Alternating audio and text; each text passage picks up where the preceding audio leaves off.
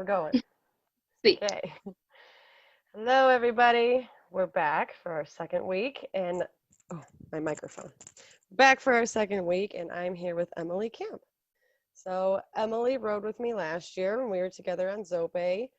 I met Emily because she had a burning desire to trick ride, and she made it happen. But Emily's got a super interesting background, which I know a lot of people getting into specialty stuff are interested in the mounted archery. And I have Emily here today to talk about it because that's one thing that I do not do. So she can go ahead and tell us all about mounted archery, what it takes to train the horses for archery, the kind of skill that you need. And she's going to talk to us a little bit about her competitions.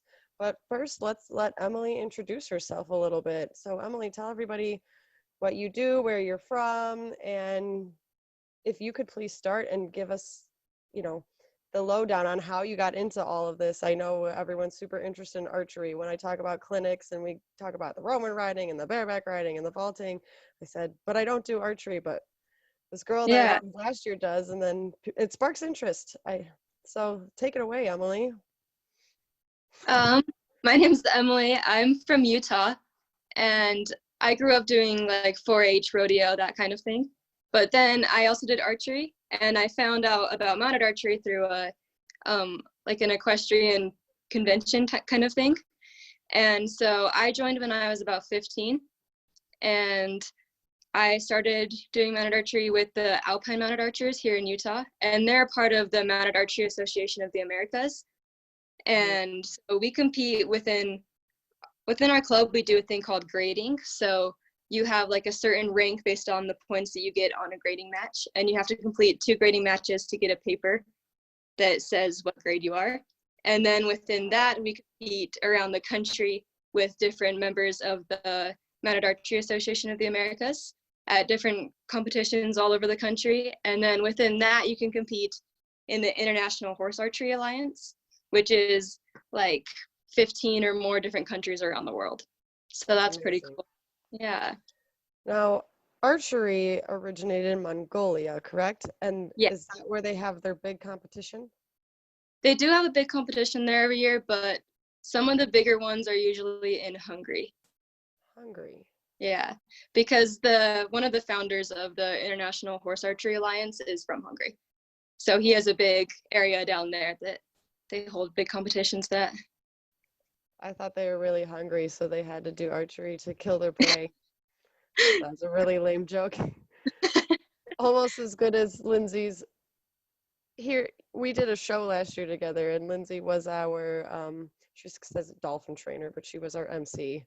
And she introduced Emily, Oh, yeah. started talking about its origins in Mongolia, and then proceeded to say, I really love their barbecue. So we had a lot of comedy there. She did a Just really like good job. How so you ride your own horses when you do archery, correct? yeah, Is that yes. pretty standard? Everyone comes in with their own horse, just like, if you were to go to an English or Western pleasure class, you bring your own horse, correct? Yeah, a lot of us do, but we do have horses within the clubs that you can borrow from other people. You pay like a certain fee to haul in the horse to the arena that we practice at or the competition, and then you can use that horse during the practices or competition. So you don't have to own a horse, but having experience riding is something that is important. Yes, because you guys go fast. Can you tell us about Riker and Oh, what is the format of the competition? Because without you telling me about it, I really didn't know anything about it. So what is yeah. required of the horse? And then tell us specifically about your horse. So we have a lane that's called a list that they run down while you shoot. Same as And jousting. yeah, like jousting. So a horse, they're supposed to run down no slower than 14 seconds, or you get points docked, and you get extra points for any time faster than 14 seconds. So the average horse is right there at 14 seconds running down the list on the normal standard track for like Korean, Quebec, Hungarian, those kind of tracks. And Riker runs down in 7. So he's a speed demon, but that means I get lots of bonus points as he runs down. So I like that. It's harder to shoot. You have to hit something to get the bonus points, but if you hit something, the bonus points help a lot. But So yeah, he's crazy. can you come in too fast? Or they just say the faster the better, keep going. If you're doing a course like the Polish, so Polish is like through the woods, it's a longer course. They can be like a mile long. And so those kind of courses, we have like a time, like if you're going faster than this, because of all the weird turns in the course, you're going too fast. And so they'll disqualify you for that. So you have to be within these boundaries kind of. And that's kind of funny because when we would do competitions, my troop leader, circus talk, but my would say, Emily, bring Riker over here, run as fast as you can through this course. And then that would be the time you can't go past, like the fastest time. If you that is dangerous. So And Riker's a little guy. yeah, I think. he's I mean, 15. I'm really tall. Yeah. Yeah. He's a paint. Hmm. And how old is he? He's 13 now. 13. I think that's a great age. Scout's 13 Yeah. too. He's a now. And the targets. Can you tell us more as you're going down this list? What kind of targets are you aiming for? Are they all up high or down low? Is there a portion that gets into the aerial targets? So when we performed with Emily, it was a little difficult because we were in the circus ring, so we were in a circle and we have the audience, so we could not shoot towards the audience. So I know that what she does in her competitions and the list are a little more friendly to what you need to accomplish. Yeah. But Emily was shooting aerial targets, so she was standing up on the horse while he was standing and throwing up a target and shooting it in the air. But while she was moving, she was shooting down. But I've seen pictures of you from your competition shooting up. So can you Yeah. tell us what kind of skills you need to acquire for this? Yeah.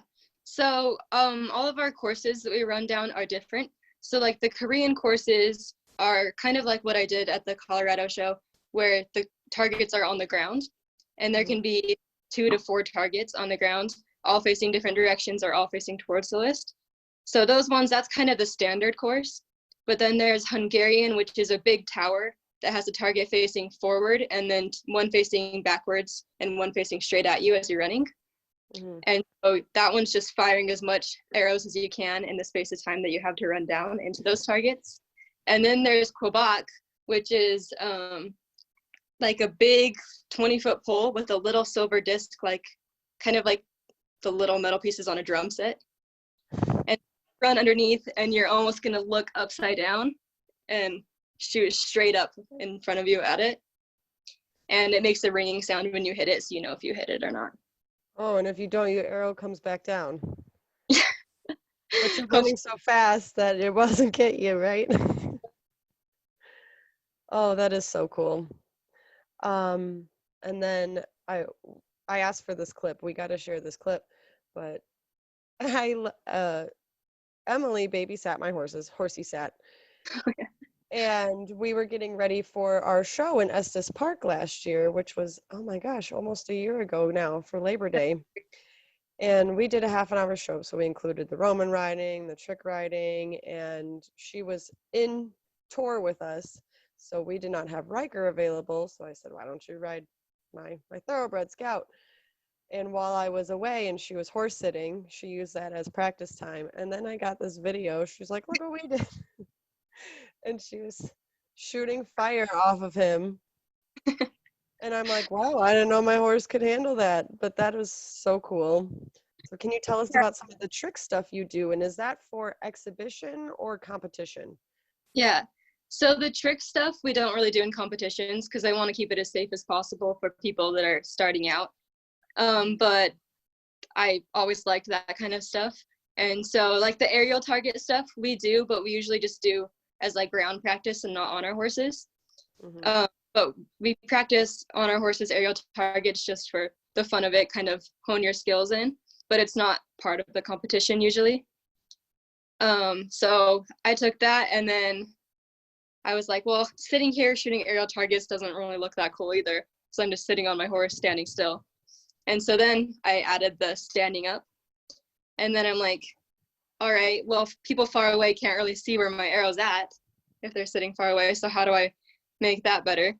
And then I was like, what do they always have in movies? It's super cool, fire arrows. And so I started figuring out ways to light my arrows on fire. I burnt so many arrows until I figured an arrow that wouldn't burn.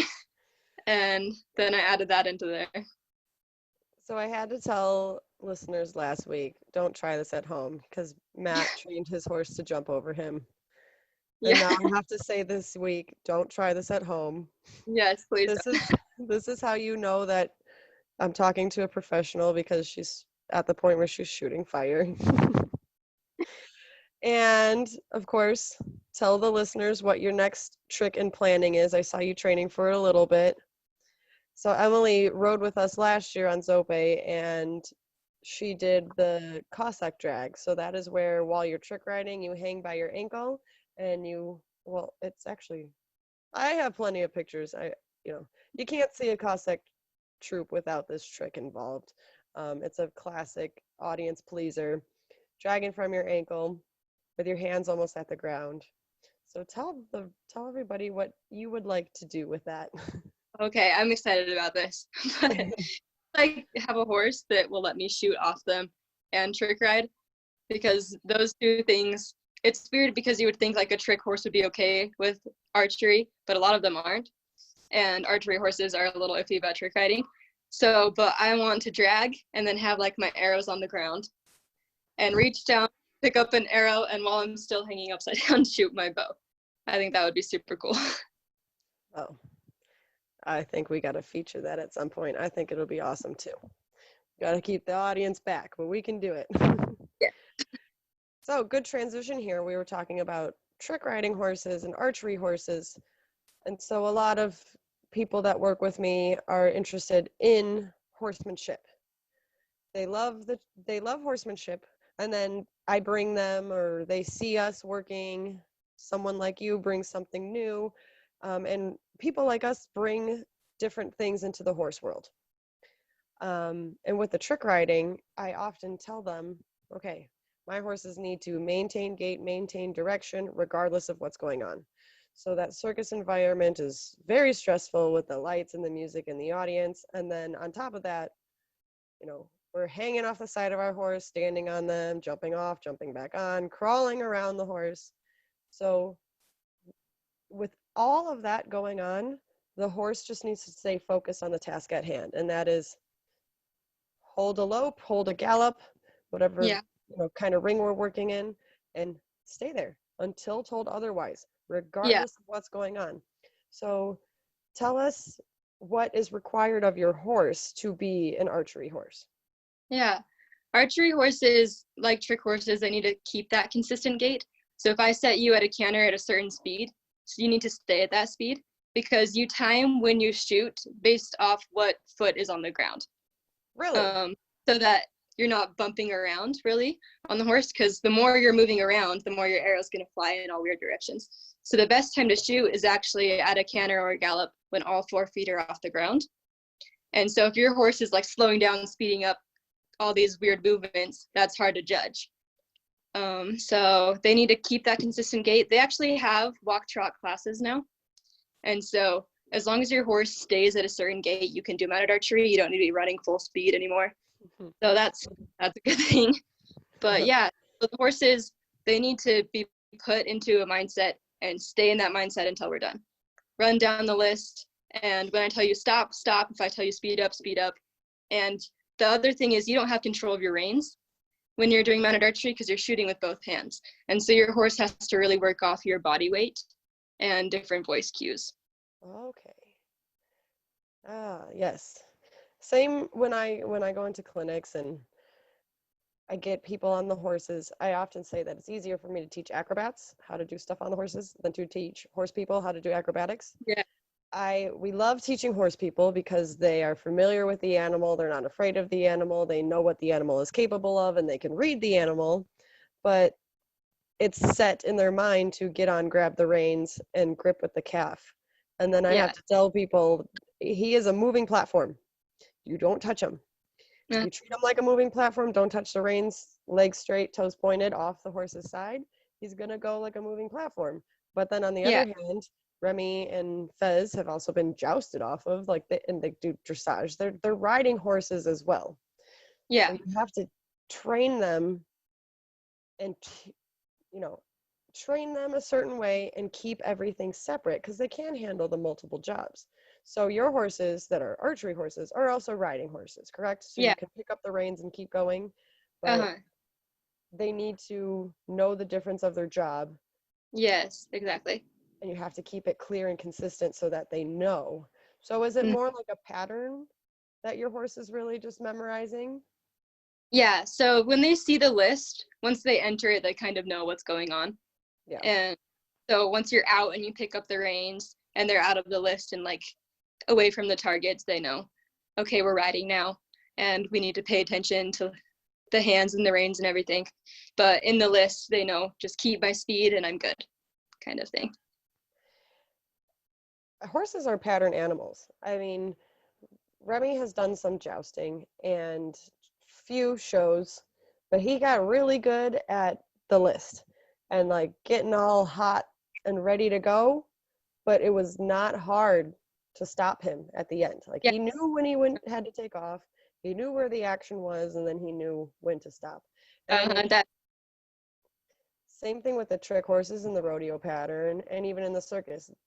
If you're clear and consistent, they know that they pass the door before they turn out mhm. instead of just, but if we weren't consistent with it. So, you know, on the subject of consistency and keeping that pattern, what are some things that you do with your horses to prepare them for these competitions or prepare them to just handle the multiple jobs you were giving them? Um, so one of the things we do is when we practice with the list, make sure we don't always just run them down. Because if you keep running your horse down, they're going to start predicting things, and then they might run through the end and not stop, or be inconsistent, kind of take autopilot and take over. So we like to go into the list, walk, trot, gallop, canter, and change it up every time. So if you're trotting a little bit in practice, in competitions, of course, we have to stay at the gate that we signed up for. But just practice with that and staying at different speeds. And then we also want to make sure our horses aren't afraid of our bows. Because when we shoot, usually the bows aren't that big of a problem, but the sound of the arrow hitting the target is really disturbing to a lot of horses. And so just starting on the ground and shooting with your horse at the end of a lead rope, let them back off if they want to. Shooting a normal target, and then we'll start with somebody leading the horse. So you're on the ground leading the horse, and then the person on their back just kind of swings the bow around, rubs them all over with it. Use it kind of like a brush. Horses understand what grooming is. So if you're grooming them with your bow, then it kind of helps that click. And then you go from there to shooting at a walk, trot, canter, and the horse kind of picks it up. Yeah. So it was a lot like the themes we talked about last week. So you want them to know the pattern, but you don't want them to focus on the pattern. You want them to focus on you. Yeah. They start focusing on the pattern, they start anticipating, Uh-huh. and they start running it without you. But you want to Yeah. be able, and I believe that sometimes, just like we talked about last week with that Paso Fino Quattro, it was hard for him to go slow. It was easy for him to run. It was hard Yeah. for him to walk or stand. And I believe it might be similar with the archery, that it's harder to go at a walk. So instead of Uh, focusing on the pattern and anticipating what's going to happen, because in competitions you run, but yeah. if they're focused on you, then they will stay at that walk or that trot. Yeah. And then the positive associations, using the bow like a brush so that they like it and they're desensitized to it. It's all the same. It's all connected. Um, Yep. so here's some interesting stuff that I know that a lot of our listeners would like to hear. I work with a lot of people in the horse industry. So they're pony clubbers, they're English riders, they're vaulters, they're saddle seat riders, they're Western riders, they're barrel racers. Boom, we show them trick riding and they're like, oh my gosh, this is the coolest thing ever. Emily could probably answer some questions about taking that next step and running away with the circus. Because she did that. Because a lot of what's going on through someone's head when they attend a clinic is, oh my God, this is awesome. What would happen if I ran away with the circus? Emily did that. So Emily, Yeah. tell us what happens when you run away with the circus. What was that experience like, leaving Salt Lake City and the area, that surrounding area that you grew up in? And much like many of our participants in clinics, she loves horses, was 4-H, did a lot of horse things in her community, but then, she took that dream and she expanded it out into the material universe. So tell us how, your poor mother, when I picked you up, what was that like? Um, well, I remember the first time you guys asked me if I wanted to go, and we were at a Texas Roadhouse here in Utah, and it was like Yes, we 11 were. o'clock. Yeah, and you guys were leaving the next morning to Ohio, and so you're like, "Hey, we have this opportunity on Circus tour, but we need you to decide tonight if you want to, because we're leaving the next morning." And I'm like, "Oh gosh." So I went home and like thinking about it and how much I wanted to learn trick riding, because trick riding, it's not a super popular thing, and especially Cossack. So the circus trick riding, and that was my dream. I wanted to learn Cossack, and so I thought about it, and I'm like, this is the best opportunity ever, because I can learn Cossack and I can go and see the US at the same time. And so I packed everything up and left with you guys the next day. And we went to Ohio, and I got to see what Circus was like that week. And it was so crazy. Like, just leaving Utah, this little bubble, and going to these different states and seeing, like, even I've never been back east before. And so even like the old buildings was weird to me, because like just how old everything back there was, because in the West things are kind of newer because it hasn't been around as long.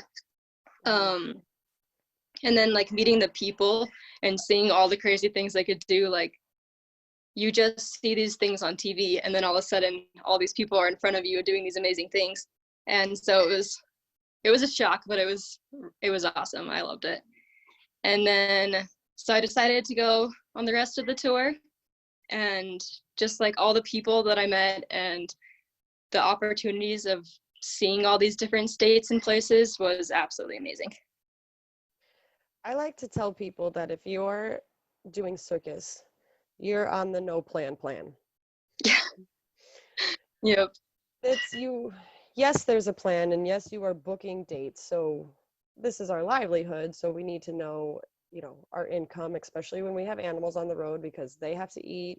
They will eat before we eat, and we have to eat. So you know that you're working, but one of the skills is to be highly adaptable, Yeah. right? Because from our breakdowns and what you can get in a certain town and what you can't get in a certain town, and acquiring your needs on the road. So if we're preparing for a season at home, you're going to order your hay in bulk and store it up. But when Yeah. you're mobile, you're not really able to do that. So Mm-hmm. what other than being highly adaptable, and you can talk about that too, what are some things about being on the road and going with the circus that are different from that stable lifestyle in a stable? What are some of the kind of personality characteristics you acquired quickly by running away with the circus?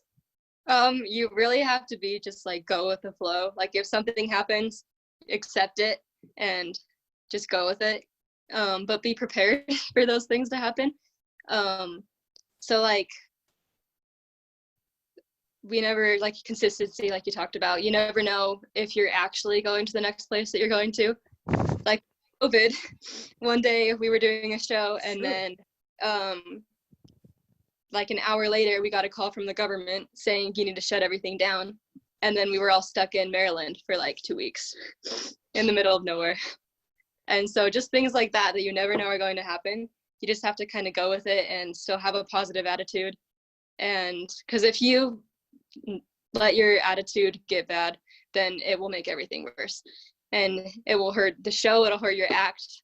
And those things, those emotions will come through in your act. Like what you would say when we were doing our act, every bad thing that was happening around us, we had to let go for the act and just perform like we're the happiest people and everything's going. And so yeah, basically being adaptive, like what you said, is important. And very in the moment. Yes. Things and strong. I mean, it's hard. You still have to perform. The show must go on, right? So something could happen backstage. We had fencing break one day on a 3-show day. Do you remember that? Yes. We had a 3-show day and then 3 shows on Sunday, and we had some fence post break. And luckily we were able to have a friend with the park, with the city, to go and get us new fence posts because we couldn't leave. We had to be back for the show. It would be closed on Sunday. Yeah. And, you know, you can get stuck in that emotional state of, oh man, why is this happening? But you can't because it happened. You have to accept it and say, okay, now what? Now what do we do about it? Exactly, yeah. So it's that mental preparedness to just keep fighting ahead. Yeah. Okay, this happened. Now what? Now what do I do about it? There was one time we were in, I forget. We were in so many states. This show that I'm on right now moves every day. So we were at this big arena, biggest crowd I've ever done circus in front of. And they had washed, we run on a pista in this show. So it's like to the people that are listening, it's like a sloped track that the horses run on. So they can run curve. Yeah, push against it. So they had washed the pista earlier that day and hadn't gotten all the water off the crew. So my horse was running and I went into drag and all 4 feet off the ground. And luckily I was able to sit up enough, but we slid a couple feet and my leg was trapped under. And just like mentally, you have to be able to get over that kind of thing too, because an hour later we were doing another show. And so the horse was good. It was just adrenaline, a surprise, but we were both good. And then an hour later we did the same trick again. So yeah, that's one of the things that really people don't understand or think about, I don't think, is what can go wrong in those situations. And that if it goes wrong an hour later, you're still expected to get up and do it again. It's your job. Yep. It's not for everybody. Everyone can try it, but you have to be ready to do your job. In 2017, we worked Circus Sarasota, and we also had rubber.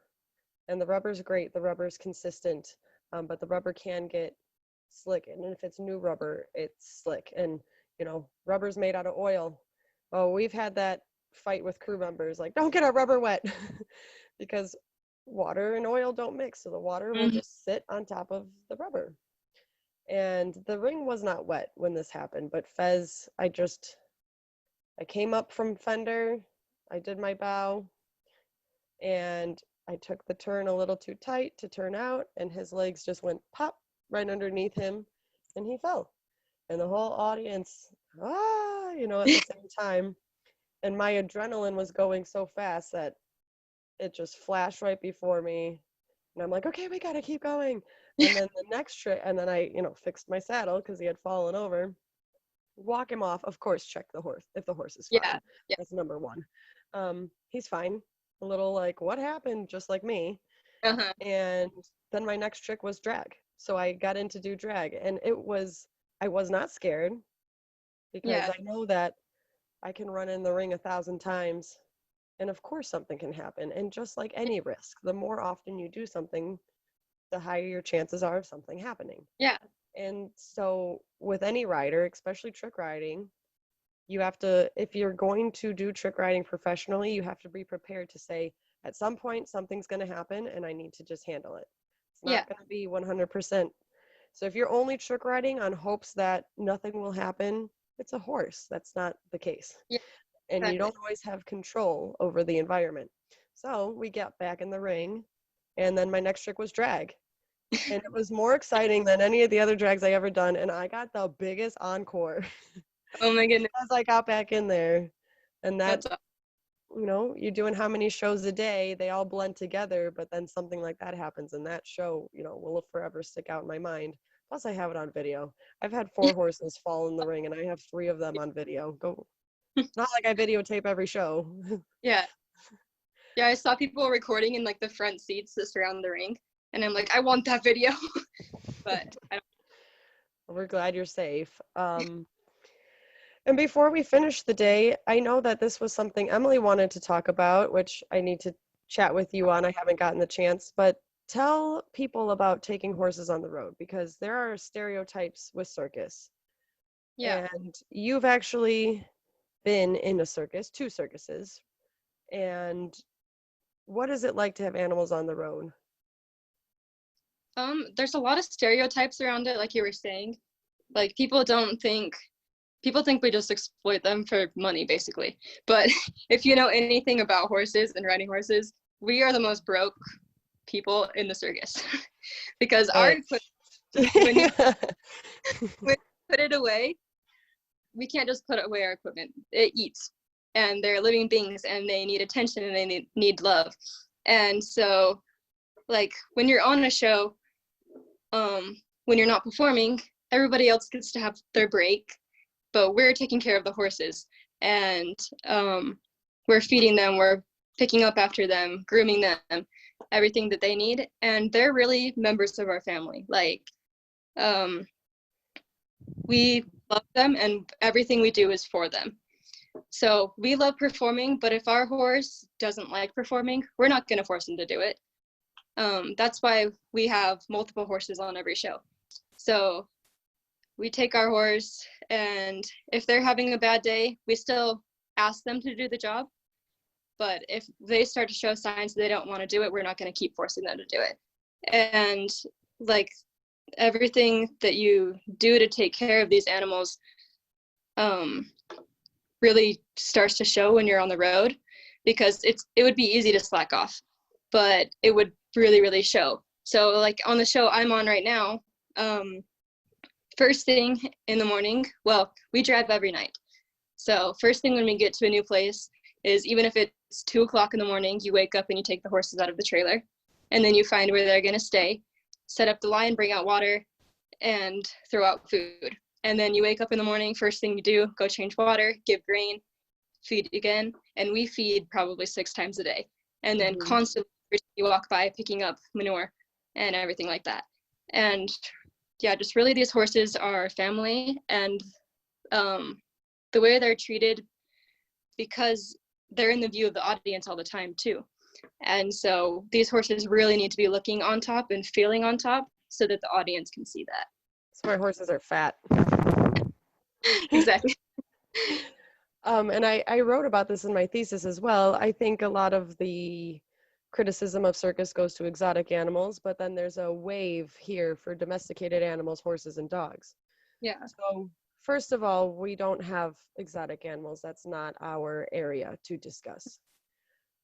I've never owned an exotic animal, so questions about that really need to be addressed to the people who own them, who work with them, and who Yeah. know what they're talking about. We know horses, okay? Mm-hmm.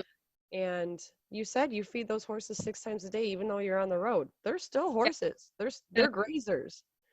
And so they're going to treat these grazing animals as if they are still grazing. We keep hay in front of the horses when they're in the trailer and traveling, so they can keep something going through their system. And when we just talk about horses, what are some of the jobs horses can have? They can be ranch horses, they could be at rodeos, they can, work at racetracks, either ponying or racing.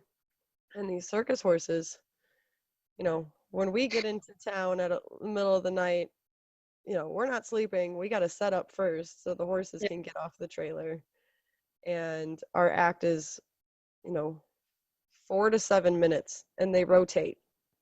Yeah. They're not running the whole 4 to 7 minutes. They're running Um, like 5 minutes a day. Yeah.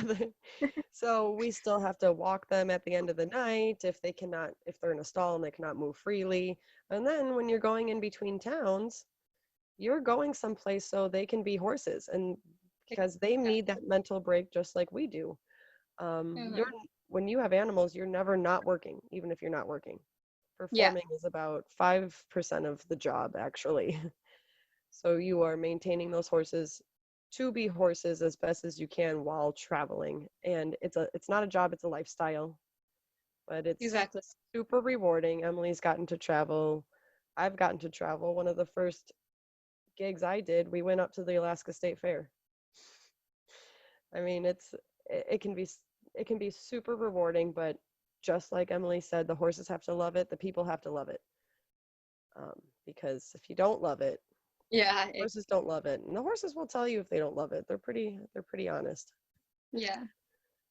Can you tell everyone about the show that you're on and when you should hopefully start up again? Yeah.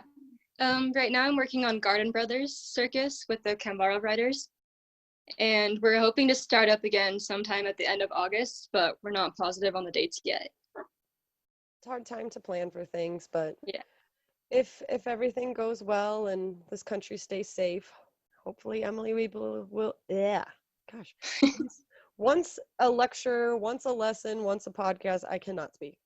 Words are hard. But hopefully if everyone can stay safe, Emily can be up and running in that circle again and you guys can check her out. Is there Yeah. anything you would like to add about your circus experience or mounted archery or any advice for anyone trying to get into trick riding professionally or mounted archery? Yeah. So, some advice that I have for people trying to get in, a really big thing is learn how to ride a horse. Like a lot of people are like, "Oh, I want to do mounted archery and I want to go trick ride," and then you show up and you know nothing about horses. So then you have to learn this whole basis before you can even start tricks and archery and everything like that. So learn horses, um, And how to take around, take care of them. learn how to take care of them, and just learn them. Like not even necessarily the riding. Learn about them and how they behave and how to treat them. And um, then when you start looking, don't give up. It's really, really frustrating to get into the trick riding world. I know that. I searched for years to find someone to teach me, and I got lucky enough to meet Veronica. Um, yeah, just don't get frustrated. Don't give up, because the more you get your name out there and talk to more people, the higher chance you have of finding someone and getting in. One thing I want to add to that is Emily is becoming well-rounded. I have put myself out to become well-rounded. She's also learning Roman riding because that is part of the Cossack Act for you Yeah, guys. it is. We've used it in our shows. She's done some vaulting or bareback riding with me. She does archery. I took up jousting, something I never thought I would do. Yeah. There are people who specifically want to do one thing. They Mm. only want to do rodeos or they only want to do circus. I've also worked on the trick saddle and the rodeo pattern just a few times, but it gave me more opportunities. Yeah, So, exactly.